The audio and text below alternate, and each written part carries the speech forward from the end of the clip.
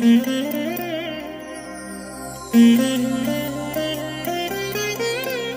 దినం పరము నుండి దిగివచ్చు మాట. ఇది నీ జీవితానికి వెలుగుల బాట. నీ ఒడిలో ఉంచబడిన దీవెనల మూట, అద్భుతాల ఆనంద ఊట. సెప్టెంబర్ 14 సంవత్సరమంతా మీరు బైబిల్ చదివి ముగించడానికి ఈరోజు మీరు చదవలసిన లేఖన భాగము సామెతలు 18, 19, 20 మరియు 21 అధ్యాయములు. సాయంత్రం 2వ కొరింథీ పత్రిక 7వ అధ్యాయము. ప్రియమైన దేవుని బిడ్డలారా, ఈ ఉదయకాలం పరలోకముడి దిగొస్తున్న మంచు మిమ్ములను సమృద్ధిగా తడుపునుగాక. ఆయన మీకు నెమ్మదిని, సమాధానమును, ఆనందమును దయచేయునుగాక. ఎలా ఉన్నారు? బాగున్నారు కదూ? దేవుని యొక్క దయ ఆయుష్కాలమంతా మీ ఎడల నిలుస్తుంది. మీరు ఎప్పుడు కూడా తొట్టిల్లకుండా నడవడానికి తగు జాగ్రత్తలు పరిశుద్ధాత్మ దేవుడు నీ విషయమై ఆయన కలిగి ఉన్నాడు. మీ మార్గములో సూటిగా మీరు వెళ్ళుచున్న ఆ గమ్యానికి మీరు వెళ్ళునట్లుగా ఆయన మిమ్మల్ని తప్పకుండా నడిపిస్తాడు. మీరు నిశ్చింతగా ఉండండి, ఆయన తట్టే చూడండి, ఆయన మీద మీ భారమును వేయండి. ప్రియా దేవుని బిడ్డలారా, ఈ ఉదయకాల సమయంలో ప్రభువారు మనకిచ్చిన వాక్య భాగాన్ని చదువుకుందాం. 25వ కీర్తన 16వ వచనం. నేను ఏకాకిని, బాధపడువాడను, నా వైపు తిరిగి నన్ను కరుణింపుము.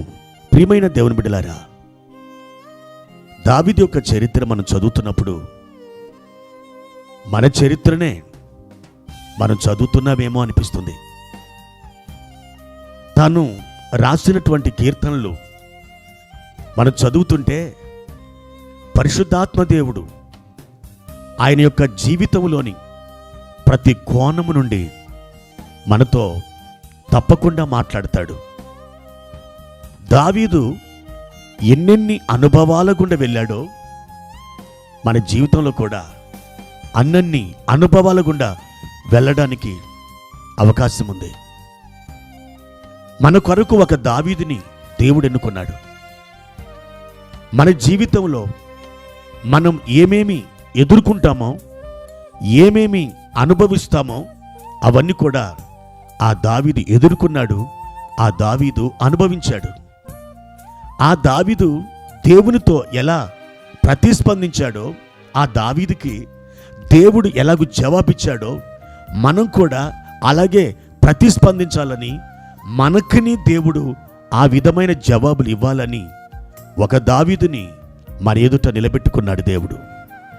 నా ప్రియమైన దేవుని బిడ్డలారా, ఆ దావీదు ఏమంటున్నాడో తెలుసా?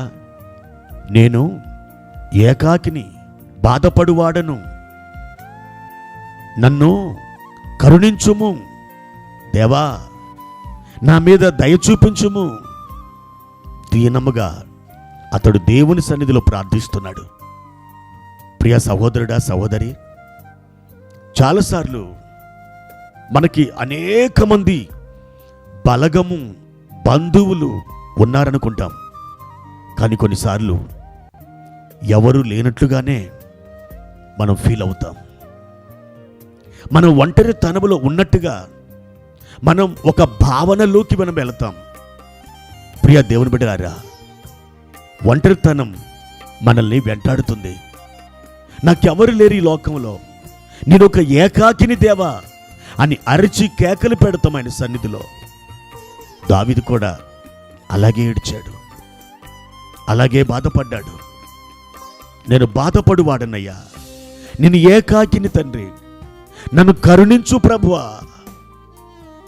ఇతరుల దయ కోసం, ఇతరుల సహవాసం కోసం, ఇతరుల యొక్క సహాయం కోసం దావీదు ప్రాణం ఎంతగా కొట్టుకున్నదో. కానీ ఎవరూ లేరు ఆ సమయంలో, అందరూ వదిలేశారు. ఆ సమయంలో అతడు ఒంటరివాడైపోయాడు. అతడు మిక్కిలి దుఃఖపడుతూ బాధపడుతున్నాడు. ఆ సమయంలో దేవుని ఎదుట అతడు తన హృదయాన్ని పరిచి ప్రార్థిస్తూ, ఓ దేవా, నేను ఏకాకిని, నేను బాధపడువాడను ప్రభువా, నన్ను విడనాడకు, నా తట్టు చూడు నాయనా, నన్ను కరుణించు నాయనా అని దేవుని సన్నిధిలో వేదనతో ప్రార్థిస్తున్నాడు. ప్రియ దేవుని బిడ్డ, నీవును ఒకవేళ అదే విధమైన ఒంటరితనములో నువ్వు ఉన్నట్లయితే దావీదు వలె దేవునితో మాట్లాడు. నేను ఏకాకిని, నేను ఒంటరి దానను, నేను ఒంటరి వాడను ప్రభువా, నా తట్టు తిరుగు నాయనా, నన్ను కరుణించు ప్రభువా అని దేవుని ఎదుట ప్రార్థన చేయి. తప్పకుండా ఆయన నిన్ను ఆదరిస్తాడు, బలపరుస్తాడు. నీ కొడుకులు, నీ కుమారులు, నీ కుమార్తెలు, నా అనుకున్న నీ బలగం అందరు దూరమైపోయి ఉండొచ్చు, కానీ దేవుడెప్పుడు దూరం కాడు. ఆయన నిన్ను సమీపిస్తున్నాడు, ఆయన నిన్ను కౌగలించుకుంటున్నాడు, ఆయన నిన్ను ముద్దు పెట్టుకుంటున్నాడు. ఈ ఉదయకాలం నీ యొద్దకు ఆయన నడిచి వస్తున్నాడు.